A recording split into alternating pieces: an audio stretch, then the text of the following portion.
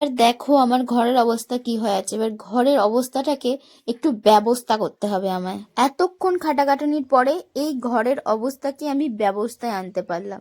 তো সকালবেলা ঘুম থেকে উঠে আজকে আগে চুল খুললাম। অনেক ছোটবেলায় এরকম দুদিকে বেনি করে শুতাম, এখন আবার আজকাল ইচ্ছা যায় তাই করে শুই।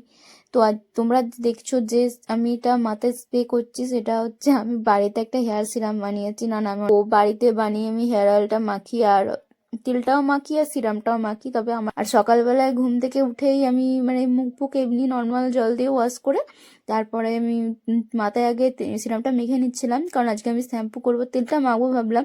কিন্তু যেহেতু নারকোল তেল দিয়ে করা তেলটা, তো নারকোল তেলটা একদমই বসে গেছে। এটা যেহেতু বাড়িতে বানানো, তো মানে হার্বাল জিনিস সমস্ত কিছু, তো কিছুদিন পর না বিচে একটা গন্ধ ছাড়ে, যার জন্য এটা বেশি দিন স্টোর করে রাখা যায় না। আর ফ্রিজ থেকে নিয়ে নিয়ে রোজ আমার মাখা আমার পক্ষে সম্ভব হয় না, কারণ আমার প্রচণ্ড ঠান্ডার ধাত। তো ফ্রিজে রাখবো, বার করতে মানে সেটাকে বেড করে নর্মাল টেম্পারেচারে আনতে অনেকটা টাইম লেগে যায়। তো যার জন্য আমি ফ্রিজে রাখিনি, এমনি নর্মালি রাখি। আর সব পুটলি করে একবার ঝুলি করে নিয়ে নিয়েছি, কারণ ঝুলি ছাড়া এই জিনিসকে আমি তুলতে পারবো না। তোলার মতো সরানোর মতন ধৈর্যই আমার মধ্যে নেই, তাই ঝুলি করে সব নামিয়ে দিয়েছি নিচে। আর তারপরে সব কিছু ঝেড়ে ঝুড়ে পরিষ্কার করে গুছিয়ে রাখবো। তবে হ্যাঁ, গুছানো কিন্তু খুব সুন্দর হবে না, মানে তোমাদের পছন্দ মতন হবে না হয়তো, কারণ বেশি গুছিয়ে রাখলে আমি আবার যে জিনিস খুঁজে পাই না, তাই বেশি গুছিয়ে রাখতে পারবো না। মোটামুটি একটু পরিষ্কার পরিচ্ছন্ন ভদ্রস্থ ভাবে রাখবো, যাতে সব জিনিসটা আমি চাইলেই পেয়ে যাই।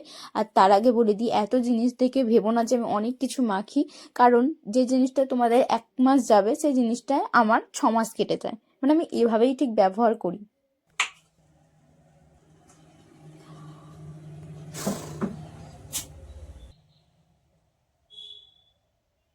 দেখলে তো, আমি একটা ছোট কাজ করতে গিয়ে বড় কাজ বাঁধিয়ে বসলাম। এটাই আমি, ঘটনা তো ঘটেই না, উল্টো অঘটন ঘটে যায়। আসলে এই ছোট্ট যে কৌটোটা দেখতে পাচ্ছ, এটার মধ্যে করে আমি বড় লোশন নিয়ে যাই যখন কাজে যাই। আসলে অতক্ষণ থাকি, বাথরুম যাই 10 বার। আমার যে জল খাওয়া 10 বার অভ্যাস আছে, আর যতবার জল খাও ততবার বাথরুম যাবো, মানে এরকমই আমি। দোকানে বসে বসেই প্রায় 3 লিটার জল খেয়ে নিই, 2 লিটার জল তো রোজই খাই। আর তো বাথরুম আমায় যেতে হয়, তখন ভালো করে হাতে ধুতে হয়। আর হাত ধুলে যতবার হাত ধোবো ততবারই মানে হাতটা কেমন খুশকো হয়ে যায় ভালো করে ধোয়ার পরে।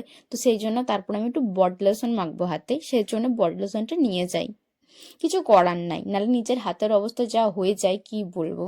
আর এখানের মধ্যে বেশিরভাগ জিনিসই কেন আছে আমি সেটাও নিজে জানি না, কিন্তু আছে তাই রেখে দিয়েছি। জিনিসগুলো আমার কাছে অনেকদিন ধরে পড়ে আছে, তাই সরিয়ে দিতে মনটা খারাপ লাগে। আর সত্যিকারে মানে কথা বলে কি বলতো, একটা মেয়েদের জায়গা একটু বেশি না গোছানো থাকলে ভালো লাগে বলো, বেশ অনেক রকমের জিনিস থাকবে তবেই তো মনে হবে যে হ্যাঁ একটা মেয়ের টেবিল। আর এটা কিন্তু আসলে টি টেবিল, যেটাকে আমি আমার কসমেটিক রাখার টেবিল বানিয়ে ফেলেছি। পড়া যখন শিখতাম, যখন ক্লাস 5-এ পড়তাম, তখন আমার বাবা আমাকে এই টি টেবিলটা কিনে দিয়েছিল। আসলে বাবা নিজে থেকে কিনে দেয় না, আমি বায়না করে বাবার থেকে কিনেছিলাম। তো এটা আমার এখন মানে নষ্ট করার তো কথা না, এখন পড়াশোনা শেষ তাই আমি এটা করছি, মানে পড়াশোনার এখন শেষ নেই, কিন্তু আমার আপাতত শেষ। তো পুঁথিগত বিদ্যাটা আপাতত এখানে আমি শেষ করে দিয়েছি, আর পড়িনি। তো মানে যথেষ্ট আমি পড়েছি, আমি একদমই মূর্খ সেটা নয়। তো যাই হোক, তো তার জন্য আমি এখন এটাকে এইভাবেই কাজে লাগাচ্ছি। আর তো টি টেবিল গোছালে হবে না, এবার বাকি জিনিসপত্রগুলোকে গোছাতে হবে, তো সেগুলি এখন গোছানোর পালায়, সেগুলি আস্তে আস্তে গোছাচ্ছিলাম। এরপরে তোমাদের জন্য সারপ্রাইজ দেওয়া ভাবলাম, বাট সেই সারপ্রাইজটা আর দেওয়া হলো না। তো ঠিক আছে, সেটা অন্যদিন কোনো একদিন তোমাদের দেখাবো। যদি সারপ্রাইজের সেরকম কিছু না, নর্মাল একটা জিনিস, সেটাই তোমাদের সাথে শেয়ার করবো ভাবছিলাম। আর হ্যাঁ, এর মাঝেই তোমাদের একটা কথা বলে রাখি, আমি অনেকদিন কদিন আগে মুলতানি মিঠিটা কিনেছিলাম। তো এখনো মাখা হয়নি, ইউজ করা হয়নি, সময় পাইনি, কারণ ওটা একটু মানে একটু ইউজ করতে হয় একটু টাইম নিয়ে, কারণ ওটা প্রথমবার ইউজ করবো, তার অবশ্যই তোমাদেরকে তো রেজাল্টটা বলতে হবে। সমস্ত কিছু মেনেই মানে মাখবো, আমি ইউটিউবে দেখবো যে কী কী জিনিস দিয়ে মাখলে জিনিসটা ভালো হয়।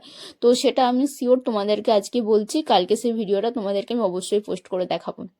আর এই দেখো, এই জিনিসটা না আমি ফ্রিয়ে পেয়ে গেছি, মানে ফ্রিয়ে বলতে দেখো, ওই জিনিসটা আমি দোকানে গেছিলাম তো কিনতে, তো আমি এটা কিনতে যাইনি, আমি গেছিলাম বডি অয়েল কিনতে। তো সেখানে গিয়ে আমাকে দোকানদার দাদা বললো এইটা কেন, এটা বেশ ভালো বডি লোশনটা। তো আমি বললাম যে আমি কোনোদিন ওটা মাখিনি, কি করে মাখবো। বলছে তুই ব্যবহার করে দেখ, ইয়াস কোম্পানির জিনিসটা ভালো। আমি বললাম ভালো, কিন্তু আমি কেন নেবো। তো তারপরে দাদাটা বললো দেখ এটা মানে ওটা আমাকে ছাড়া দিয়ে দিয়েছে, যদি দোকানদারের লাভ না রেখে সে আমাকে দেবে, তার লাভ আছে তাই সে আমাকে দিয়েছে।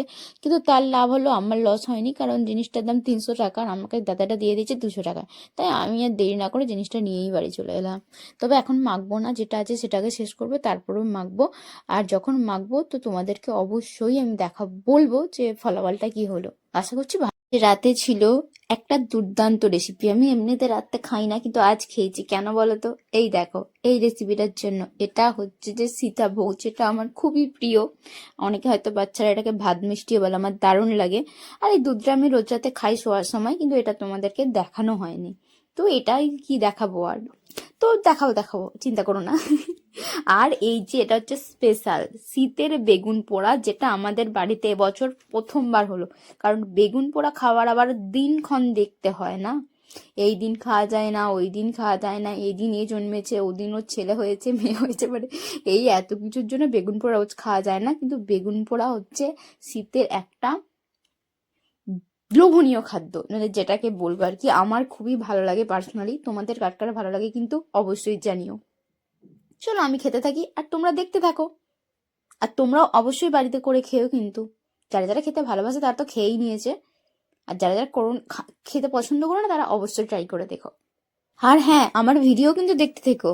আমাকে কিন্তু ভুলে যেও না। আমি আসবো আবারও নতুন ভিডিও নিয়ে। বাই।